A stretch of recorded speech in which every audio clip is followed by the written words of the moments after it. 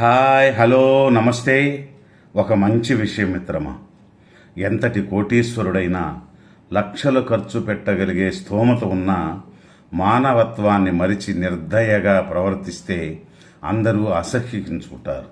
ఒక ఫంక్షన్ హాల్లో పెళ్లి ఘనంగా జరుగుతుంది. అదే దారిలో వెళుతున్న ఒక ముసలాయన అక్కడ భోజనాలు పెట్టడం చూసి చివరి వరుసలోకి వెళ్ళి కూర్చున్నాడు. అప్పుడే పెళ్లి కొడుకు తండ్రి బంధువులందరినీ పేరు పేరున పలకరిస్తూ మీకోసం మంచి మంచి వంటకాలు చేయించానంటూ అందరినీ పలకరిస్తుంటాడు. అప్పుడే చివరి వరుసలో కూర్చున్న ముసలాయనకి అరటి ఆకు వేసి భోజనం వడ్డిస్తున్నారు. ఆ ముసలాయన ఒకే ఒక ముద్ద తిని వడ్డించిన విస్తరణి మడిచి తన దగ్గర ఉన్న సంచిలో పెట్టుకుని వెళుతుంటే అటువైపుగా వచ్చిన పెళ్లి కొడుకు తండ్రి ఆయనను చూసి, ఏయ్, ఏంటి సంచిలో పట్టుకుని వెళుతున్నావని, ఏమైనా దొంగలించావా అంటూ గట్టిగా అరిచి చేయి చేసుకోబోతాడు. అప్పుడు ఆ ముసలాయన మెల్లగా, బాబు, నేను దొంగన కాదు, దయచేసి కొట్టకండి. అక్కడ ఎదురుగా ఉన్న ముసలిది నా భార్య, నన్ను చూస్తోంది. మీరు నన్ను కొడితే తట్టుకోలేదు. తనకి చాలా ఆకలిగా ఉంది. నా భార్య కోసం కొంచెం అన్నం మూట కట్టుకుని వెళుతున్నా అని అంటాడు. దయచేసి నన్ను వదిలేయండి. ఎంత చెబుతున్నా వినకుండా ఆ పెళ్లి కొడుకు తండ్రి మెడబట్టి తోసివేయడంతో ఆ ముసలాయన కింద పడిపోయాడు. అయితే ఆ పక్క వరుసలో తన వైపు బంధువులను పలకరిస్తున్న పెళ్లి కూతురు తండ్రి ఆ పడిపోయిన ముసలాయనను లేపి ఆయనతో పాటు ఆయన భార్యను కూడా తీసుకువెళ్ళి తన బంధువుల వైపు ముందు వరుసలో కూర్చోబెట్టి భోజనం వడ్డిస్తాడు. తర్వాత ఆయన తన సంబంధి దగ్గరికి వచ్చి, బావగారు, ఇన్ని లక్షలు ఖర్చు పెట్టి మీరు పెట్టించే భోజనాలు మన బంధువులు తినడం పెద్ద గొప్పేమీ కాదు బావగారు.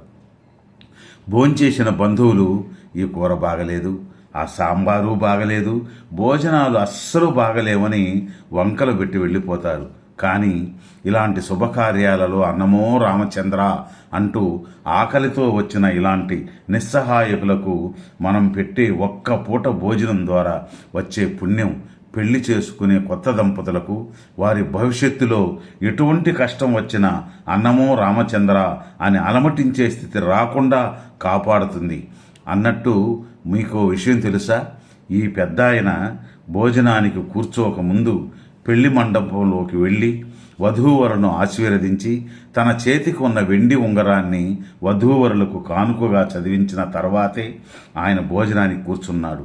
అప్పుడు ఈయన గురించి ఆరా తీస్తే ఒకప్పుడు ఆయన ఇదే ఊరిలో పెద్ద రైతని, తనకున్నదంతా ఆ ఊరికే దానం చేశాడని, ఆ సమయంలో మీకున్నదంతా ఈ ఊరికే ఇచ్చేశారు, మీకేమైనా అవసరమైతే ఎవరు చూస్తారని అడిగితే, నేను వేరు, ఈ ఊరు వేరు కాదు, ఈ ఊరే నా కుటుంబం, నాకు ఆకలి వేస్తే పట్టెడన్నం పెట్టదా ఈ ఊరు అంటూ చెప్పిన మహా గొప్ప వ్యక్తి ముసలాయన అని చెప్పి, మీరేమీ అనుకోకుంటే ఒక నిజం చెప్పనా బావగారు, ఈయన దగ్గర నుండి దానంగా తీసుకుని బాగుపడిన వారిలో మీ తండ్రి గారు కూడా ఒకరు. ఆయన దగ్గర దానంగా తీసుకున్న భూమితోనే వ్యాపారం చేసి మీ తండ్రి మిమ్మల్ని వ్యవసాయం చేసి మీ తండ్రి మిమ్మల్ని పోషించాడు. అది విన్న పెళ్లి కొడుకు తండ్రి తను చేసిన తప్పు తెలుసుకొని తనను క్షమించమని అడుగుతాడు. ఎంతటి కోటీశ్వరుడైనా లక్షలు పెట్టగలిగే స్తోమత ఉన్న మానవత్వాన్ని మరిచి నిర్దయగా ప్రవర్తిస్తే అందరూ అసహ్యించుకుంటారు మిత్రమా. ఆకలితో అలమటించి పిడికెడన్నం కోసం తినడానికి వచ్చిన వారిని చీదరించుకొని బయటకు పంపే కన్నా వృధా అయ్యే ఆహారాన్ని వారికి పెట్టి వారి ఆకలి తీర్చండి, మీకు కోటి పుణ్యం లభిస్తుంది. ధన్యవాదాలు. మరలా రేపు ఒక మంచి విషయంతో మరో వీడియోలో కలుసుకుందాం. జై హింద్.